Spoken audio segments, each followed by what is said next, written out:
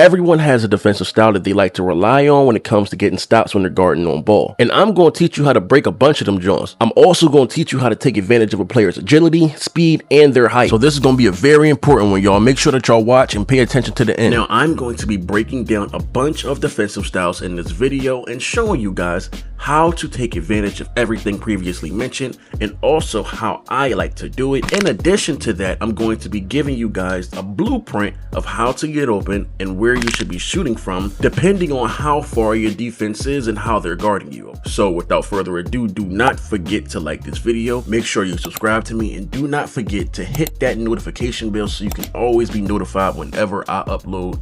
Let's do it.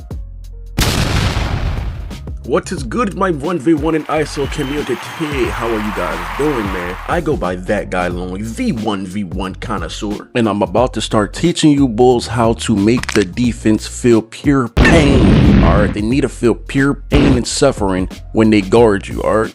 Not only that, these dudes need to understand that if I spin that block, my record gonna drop. You're gonna learn a lot inside this video, so make sure you send this John to not only your mans, but your mans, alright? Now let's get into it. So the majority of the clips that I'm going to be showing you guys and breaking down is going to be inside the 1v1 stage. It's a smaller court, and I believe it's better to give you guys examples when I have less space as opposed to having like a whole lot of space inside the theater or proving ground or something like that. All right. Now, first thing you need to do is understand speed and agility. The agility only affects short bursts. Agility doesn't only kick in when you're holding L2. It also kicks in when you're just moving around, period. All right. Whenever you touch that turbo button and you move, agility kicks in for a few steps and then speed takes over the rest. Now, this is very important, so make sure you write this John down and remember this because this is going to play into how you get open. Agility also affects how fast the defender can change directions. So pay attention to this defender right here. It looks like he's freaking running in mud because he has low agility and he's trying to keep up. Agility usually kicks in the first 3 steps. So if you're just sprinting, the first 3 steps, and if you're shuffling, the first 3 steps. Pay attention to that.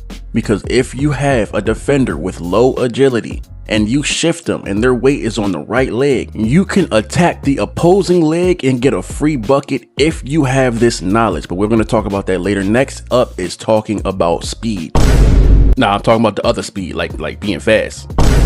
Exactly. Now speed kicks in after the agility gives out. That means after those 3 steps, that's when speed kicks in. Now that's all you really need to know about speed. Now watch this clip of a defender with high speed and high agility and how quick he can move around the court. Peep how he's fast enough to not only turn around but catch up and get back to the 3-point line with me. He covered a lot of ground because he has high speed and high agility. Now it's time to learn how to take full advantage of it. Let's get into it. What you're looking at right now is me, a 6'8" versus a 7'4". The height of your defender should be an easy dead-on giveaway of how fast they can potentially be. That's what you want to think about, and you want to play towards that until you get the actual answer by seeing how fast they move. Now, minimum weight 7'4" has like a 60-something speed and around like a 50 agility. They're slow as hell, but them being center builds, they will have high block, which means if they jump at you, they're going to get a high contest. Now, what I like to do is run in long strides against these guys, and usually that plays at their speed and agility. They can't catch up, and it's easy buckets.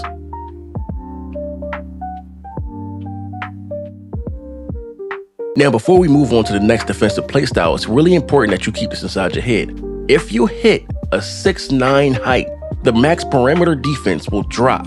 So it can no longer be 95 or 96 or whatever. It can only be a 92, and it continues to fall off as the heights progress from 6'9" all the way up to 7'4". So know that the taller the build, more likely the slower the build will be, or the lower the perimeter defense will be. Now keep that fact inside your head. Next defensive style. Now this guy's high speed, high agility, but he depends way too much on his agility and speed and not on actually putting his hands up to get the contest. A simple quick stop will usually get you open. Just make sure that you shift in the opposite direction. Here's another example of how I play these type of defenders. When it comes to those dudes, you really don't have to do much, bro. I do like one move then shoot, just like you saw inside that last clip, but it's really not that common regardless, right? So you're not going to find too many people who guard you with their hands down unless you're playing against some type of bot. But for the most part, every defender you go up against is going to have hands up defense.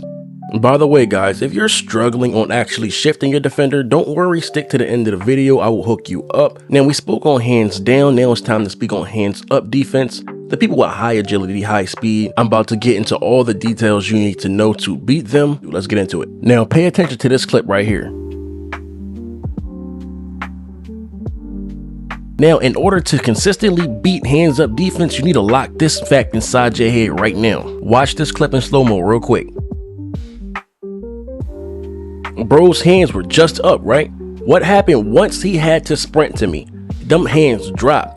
Once those hands drop, you can take your shot. So here's the next tip that you need to take and put right into your game. You're gonna see a huge difference, right? Whenever a defender's guarding you with hands up, either it's L2 hands up or just regular standing there with their hands straight in the air, remember this, they cannot run at top speed with their hands in the air like that. They're going to have to let go and hold turbo in order to catch up to you. Now, we're not just going to be taking advantage of the defender sprinting, we're also going to be taking advantage of angles on the court. So watch these clips.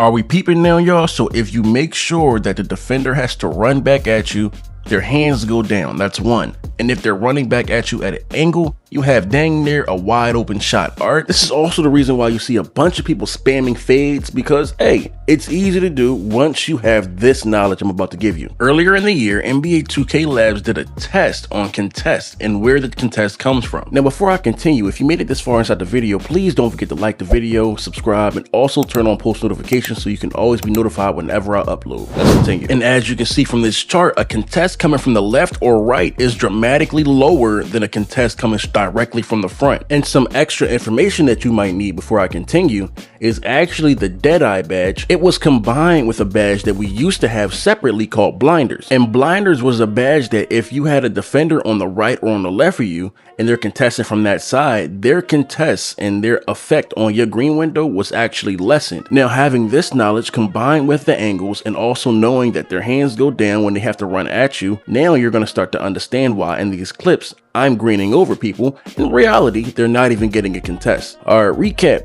Don't forget to take advantage of the defender's height. Don't forget to take advantage of their speed and their agility. When a defender's playing you with hands down, they're depending too much on their speed and agility to keep up, but not enough on their hands up to be able to get a contest. So make sure that you shift them the opposite direction and then quick stop, and that will get you open the majority of the time. When a defender is playing hands up defense, you always want to make sure that you play them to an angle, make them run. Once they run, their hands go down, take advantage of that, quick stop and shoot. All right. Now, the next thing we're going to be talking about is actually shifting your defender. Now, if you have a problem with doing this, don't worry. I already taught you guys how to do that in my dribble tutorial.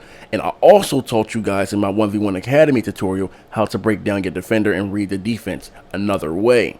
So you want to learn that, go ahead and click on this video. God bless, and to the next one.